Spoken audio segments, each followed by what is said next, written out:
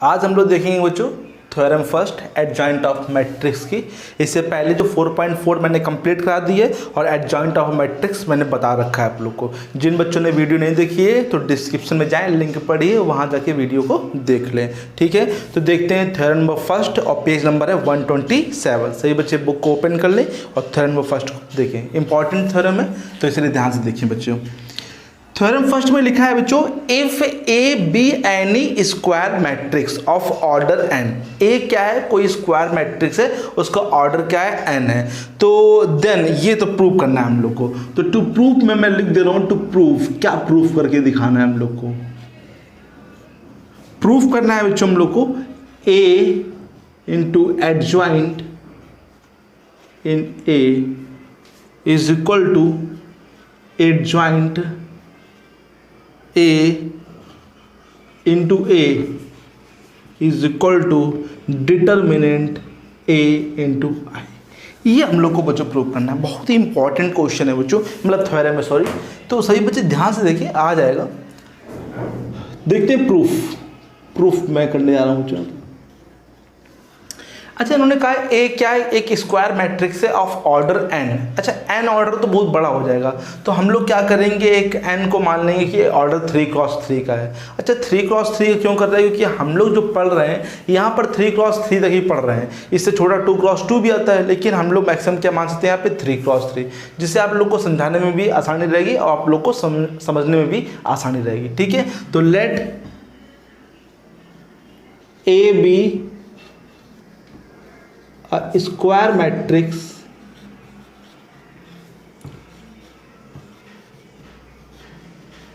of order 3x3। Order क्या है बच्चों? 3x3 का। ठीक है, अच्छा उन्होंने n कहा था, मैंने 3x3 लिया है। ठीक है बच्चों, समझाने के लिए आपको 3x3 यहाँ पे ले लिया है।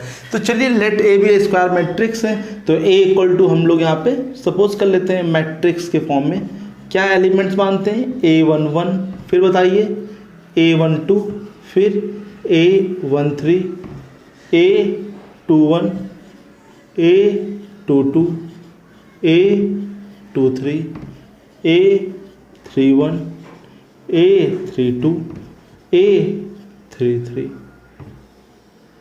ठीक है, ये क्या है? एक स्क्वायर मैट्रिक्स मैंने यहाँ पे बना दी है। ठीक है, अच्छा यहाँ पे बोल रहा है A into adjoint A. Adjoint A मैंने कल बताया था, आपको याद होगा। एडजॉइंट ए की मैं बात करूँ तो बच्चों एडजॉइंट ए जो होता है, एडजॉइंट ए ये बोलता है कि सबके आप कोफैक्टर निकालिए। कोफैक्टर को हम लोग कैपिटल A11 से डिनोट करते हैं, मतलब ए कैपिटल AIJ से डिनोट करते हैं। तो सबका बच्चों कोफैक्टर निकालिए और उसका क्या कर दीजिए? ट्रांसपोज कर दीजिए। उसे क्या बोलते हैं हम लोग? एडजॉइंट है। तो जैसे ये चीज़ लिखी है तो इसका ट्रांसपोज यहाँ पर होगा, लेकिन कोफैक्टर लिखने होगा तो इसका कोफैक्टर हो जाएगा A11, इसका हो जाएगा A12 और इसका हो जाएगा A13। सभी बच्चों को समझ में आ रहा? A21 इसका भी ट्रांसपोज लिखेंगे तो क्या हो जाएगा? A21, A22, A23। फिर इसका करेंगे तो A31, A32, A33। ठीक है, ये क्या निकल गया? इसका एडजॉइंट है। तो यहाँ पे ये A11 का मतलब आप समझ रहे हैं? वेयर AIJ मैं बता दूं, AIJ इज द कोफैक्टर। क्या है बच्चों? कोफैक्टर ऑफ किसका? स्मॉल AIJ का। मतलब जैसे मैंने A11 का लिखा है तो कैपिटल A11 लिखा, तो मतलब उसे मैंने कोफैक्टर लिखी है, तो मैंने AIJ को बता दिया है। AIJ का मतलब आप समझ रहे हैं? जैसे कि यहाँ 11 है, 21 है, 31 में इसकी बात कर रहा हूँ IJ। ठीक है, चलिए A निकल गया, एडजॉइंट ए निकल गया। प्रूव करना है A इंटू एडजॉइंट ए, तो चलिए A इंटू एडजॉइंट ए करिए, A इंटू एडजॉइंट ए। ठीक है, ए इंटू एडजॉइंट ए करेंगे तो पहले मैं ए को लिख लेता हूँ यहाँ पे। ए क्या है बता दीजिए बच्चों? A11, A12, सॉरी बच्चों, A13, A21, A22, A23, A31, A32, A33। ठीक है बच्चों, और एडजॉइंट ए बोल दीजिए बच्चों क्या है? कैपिटल A11 कैपिटल A12 13, ये 21 है, ये 22 है, ये 23 है, फिर यहाँ पर A31 है, ये 32 है, ये 33 है। ठीक है, इसका हम लोग क्या करेंगे, इंटू करेंगे। चलिए थोड़ा सा आते हैं बच्चों इंटू पे। अच्छा, जब इसका इंटू आप इसमें करेंगे तो इसका इंटू आप इसमें करेंगे। ठीक है, तो A11 capital A11, A12 capital A12, A13 capital A13। तो याद करिए, मैंने इससे पहले जब 4.4 पढ़ाया था, इसके पहले की एक्सरसाइज जो पढ़ाई थी मैंने, उसमें साफ साफ बता रखा है, जब किसी भी मतलब इसके एलिमेंट्स, किसी भी रो के एलिमेंट्स और उसी के कोफैक्टर के साथ प्रोडक्ट का सम जो होता है वो उसकी डिटर्मिनेंट की वैल्यू होती है। क्या होती है, उसके डिटर्मिनेंट की वैल्यू होती है। फिर समझिए, जैसे यहाँ पे A11 है तो यहाँ पे भी A11 है, यहाँ A12 है तो यहाँ पे भी A12 है, A13 है तो यहाँ पे क्या है, A13। वही रो वही कॉलम है तो इसकी वैल्यू क्या होगी, डिटर्मिनेंट A। बट अगर जब इस रो का आप इस कॉलम में करेंगे तो बच्चों रो तो ए फर्स्ट है और कॉलम क्या हो जाएगा, सेकंड। मतलब ये चीज चेंज हो जाएगी, 21 22 23 हो जाएगा, तो इसकी वैल्यू क्या हो जाएगी, 0। बच्चों ये मैंने इससे पहले बता रखा है आप लोग को, अगर नहीं मालूम है तो अब आप लोग ध्यान रखिए कि अगर सेम टू सेम होंगे तो उसकी वैल्यू क्या होती है बच्चों, डिटर्मिनेंट ए होती है, और अगर डिफरेंट होगी तो उसकी वैल्यू क्या होती है, 0 होती है। तो जब आप इसका इंटू इसमें करेंगे तो क्या आ जाएगा, डिटर्मिनेंट ए।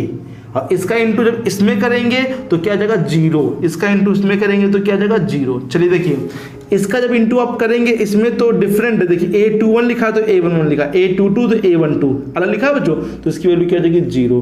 इसका जब आप इंटू इसमें करेंगे तो A21 A21, A22 A22, A23 A23, तो बिल्कुल same to same determinant A बन जाएगा। और जब इसका इंटू आप इसमें करेंगे तो फिर से क्या बन जाएगा, 0। इसका इंटू इसमें करेंगे, फिर इसका इंटू इसमें, इसका इंटू इसमें, तो क्या बन जाएगा बताइए बच्चों, 0। फिर ये करेंगे इसमें तो फिर क्या बन जाएगा, 0। अब देखिए 3 3 3 1 3, सॉरी नया गलती से 3 3 लिख दिया है, 3 1 है, सॉरी बच्चों, 3 1 3 1 3 2 3 2 3 3 3 3। ठीक है, तो ये क्या हो जाएगा बच्चों, ये 0 हो जाएगा, ए सॉरी डिटर्मिनेंट ए हो जाएगा। समझा से बच्चों को, बनेगा डिटर्मिनेंट बनेगा ना बच्चों, बिल्कुल सेम टू सेम है तो ये डिटर्मिनेंट ए बन जाएगा। तो सबसे डिटर्मिनेंट ए कॉमन ले लीजिए, क्योंकि मैट्रिक्स है, जब तक पूरे में कॉमन नहीं मिलेगा तब तक ले नहीं सकते हैं। तो डिटर्मिनेंट ए पूरे से कॉमन मिल रहा है बच्चों, तो कॉमन ले लीजिए डिटर्मिनेंट ए पूरे से। तो यहाँ पे क्या बचेगा, 1, यहाँ 0, यहाँ पे 0, यहाँ पे 0, यहाँ पे 1, यहाँ पे 0, यहाँ पे 0, यहाँ पे 0, यहाँ पे 1। व्हाट इज दिस, ये क्या है बच्चों, ये है आइडेंटिटी मैट्रिक्स। तो देयरफॉर डिटर्मिनेंट ए इंटू आई। समझ में आया सही बच्चों। सिमिलरली एडजॉइंट ए इंटू ए करेंगे तब भी बच्चों यही बनेगा। तो समझ में आया सही बच्चों को, ये चीज़ आप लोग को समझ में आई कि नहीं आई है, ये ध्यान से देख लीजिए बच्चों। नहीं समझ में आ रहा तो पूछ लीजिए बच्चों। मैंने क्या कहा, जब आप किसी भी रो को लेंगे, जैसे मैंने इसके रो लिए और इसी के कोफैक्टर लेंगे, इसी के कोफैक्टर, तो उसका प्रोडक्ट का सम जो होता है वो डिटर्मिनेंट के इक्वल होता है। बट मान लीजिए आपने एलिमेंट्स ये लिए और कोफैक्टर इसके ले लिए, तो उसकी वैल्यू जो होती है, उसका प्रोडक्ट का जो सम होता है वो 0 के इक्वल होता है। ये मैंने पहले बता रखा है, इसीलिए भी यहाँ पे यूज़ किया मैंने डायरेक्ट। ठीक है, तो सभी बच्चे इसको नोट कर लीजिए। अगर कोई भी चीज़ नहीं समझ में आ रही है, दोबारा पूछनी है, तो कमेंट बॉक्स में उसको लिख दीजिए बच्चों। ठीक है, अब बच्चों जान लेते हैं सिंगुलर और नॉन सिंगुलर मैट्रिक्स क्या होता है। पहले मैं बात करता हूँ सिंगुलर मैट्रिक्स की। सिंगुलर मैट्रिक्स क्या होता है,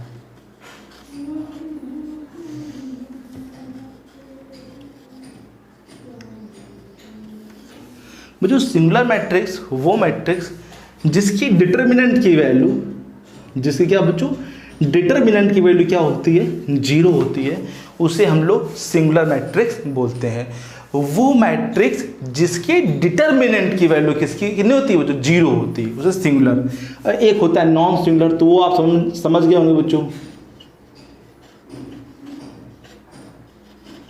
नॉन सिंगुलर मैट्रिक्स जिसकी डिटर्मिनेंट की वैल्यू बच्चों 0 के इक्वल नहीं होती।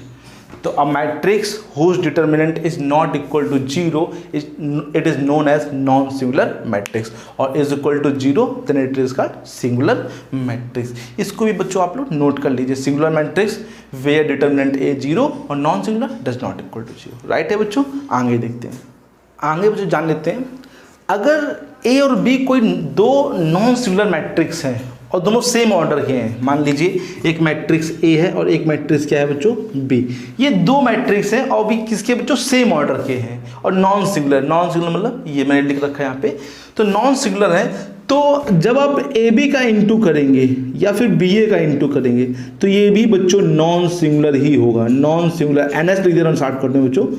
अगर ये दोनों नॉन सिंगुलर हैं बच्चों, ये दोनों क्या है नॉन सिंगुलर मैट्रिक्स है, एनएस का मतलब नॉन सिंगुलर, तो ए बी भी नॉन सिंगुलर होगा, बी ए भी क्या होगा बच्चों नॉन सिंगुलर मैट्रिक्स होगा ऑफ सेम ऑर्डर। जो ए बी का ऑर्डर, ए और बी का ऑर्डर होगा वही ए बी या फिर बी ए का भी ऑर्डर होगा। ठीक है बच्चों, इसको भी नोट कर लीजिए कि ए और बी अगर नॉन सिंगुलर मैट्रिक्स हैं तो ए बी और बी ए भी क्या होंगे नॉन सिंगुलर मैट्रिक्स भी होंगे। ठीक है बच्चों, तो ये थ्योरम नंबर 2 में आप बुक में लिखा हुआ होगा बच्चों, देख लेना थ्योरम नंबर 2 में शायद ये लिखा हो।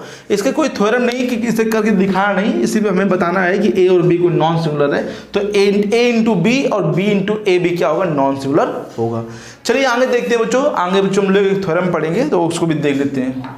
थ्योरम नंबर 3 में लिखा है बच्चों, the determinant of the product of matrix is equal to product of their respective determinant, that is AB, determinant AB is equal to determinant A into determinant B, where A and B are the square matrix of same order। चलिए बच्चों इसको भी जान लीजिए, इसको भी करना नहीं है, इसको बस समझना है कि थ्योरम नंबर 3 में बताया गया कि अगर A और B मान लीजिए एक स्क्वायर मैट्रिक्स है और सेम ऑर्डर के हैं, तो आप जब ए और बी का इंटू करेंगे, ए और बी क्या करेंगे बच्चों इंटू करेंगे मैट्रिक्स का, और उसका क्या निकालेंगे डिटर्मिनेंट निकालेंगे, तो जो उसका डिटर्मिनेंट होगा ना वो डिटर्मिनेंट ए मतलब उनके डिफरेंट डिटर्मिनेंट के प्रोडक्ट के क्या होगा इक्वल होगा। आप इसे एग्जांपल से भी समझ सकते हैं, जब इसके हम एग्जांपल पढ़ाएंगे मतलब जो इसके क्वेश्चंस कराएंगे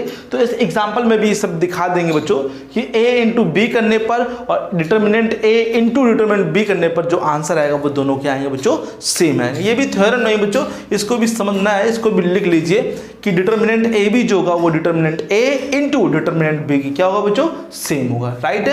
अब देखते हैं एक रिमार्क इसके नीचे लिखा होगा, देख लीजिए बच्चों रिमार्क में क्या बताया गया है, मैं बता दे रहा हूं आपको रिमार्क में क्या बताया गया। अभी मैं पढ़ा के आया हूं बच्चों,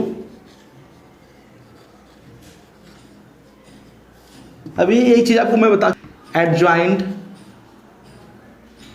ए इंटू ए या फिर a इंटू एडजॉइंट ए किसके इक्वल होता है। अभी मैंने थोड़ी देर पहले इसको मैंने बताया कि वो भाई डिटर्मिनेंट a इंटू आई की क्या होता है इक्वल होता है, बताया बच्चों थोड़ी देर पहले मैंने बताया।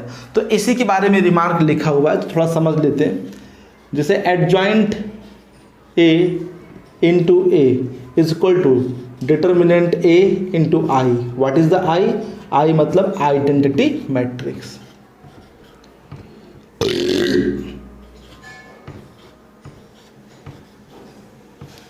ठीक है बच्चों, डिटर्मिनेंट ए का अंदर इंटू कर दीजिए आप लोग, तो determinant A 0 0 0 determinant A 0 0 0 determinant ए।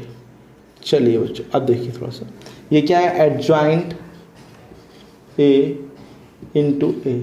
अब अच्छा मैं दोनों तरफ डिटर्मिनेंट ले रहा हूँ, मतलब कि डिटर्मिनेंट के फॉर्म में लिख रहा हूँ, राइट इन अ डिटर्मिनेंट फॉर्म, तो क्या यहाँ पे लिखा जाएगा A D J A into ए। ठीक है, डिटर्मिनेंट फॉर्म में लिखा is equal to determinant A 0 0 0 determinant A 0 0 0 determinant A. ठीक है बच्चों, राइट है, कोई दिक्कत तो नहीं। डिटर्मिनेंट के फॉर्म, ये मैट्रिक्स के फॉर्म में था, ये डिटर्मिनेंट के फॉर्म हो गया। अच्छा, अब क्या है, कॉमन कैसे लेते हैं? कॉमन ये होता है डिटर्मिनेंट में कि आप इससे भी कॉमन लीजिए, इससे भी कॉमन लीजिए, इससे भी कॉमन लीजिए, या फिर ऐसे कर लीजिए, कोई भी दिक्कत नहीं। तो इससे कॉमन मिलेगा, इससे मिलेगा और इससे मिलेगा, तो डिटर्मिनेंट ए कितनी बार कॉमन मिलेगा? 3 बार, तो क्यूब हो जाएगा। तो यहाँ पे क्या बचेगा? 1 0 0 0 1 0 0 0 1। चलिए यहाँ पे क्या है? एडजॉइंट ए इनटू ए। अभी मैं थोड़ी देर जस्ट पहले थ्योरम में 3 बता के आया हूँ कि भाई 2 अगर इनटू में लिखे तो उनको आप अलग अलग इनटू के फॉर्म में लिख सकते हैं, उनका सेम आंसर आएगा। तो इससे एक बच्चों के कट जाएगा, यहाँ पे एक इससे कट जाएगा, तो क्या बचेगा? Determinant adjoint A equal to A square बचेगा बच्चों, बताइए।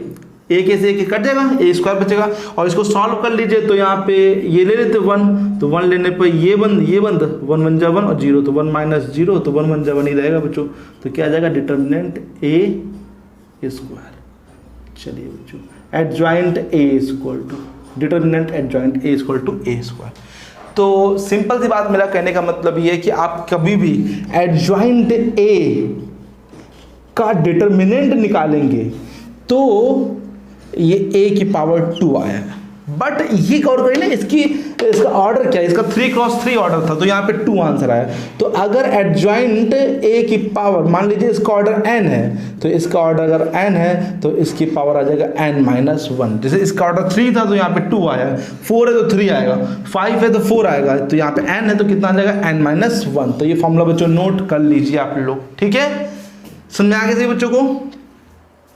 तो यहाँ तक मैंने आपको कंप्लीट करा दिया बच्चों, यहाँ तक आप तैयार कर लीजिए। अभी मैंने एक्सरसाइज स्टार्ट नहीं की है क्योंकि बहुत सारी चीज़ें हैं जो कि बताना ज़रूरी है बच्चों, और आपको समझना भी बहुत ज़्यादा ज़रूरी है क्योंकि वो आगे काम आएंगे बच्चों, ठीक है? तो यहाँ तक कंप्लीट कर लीजिए, कोई दिक्कत कोई प्रॉब्लम है तो ज़रूर पूछिए बच्चों, ठीक है?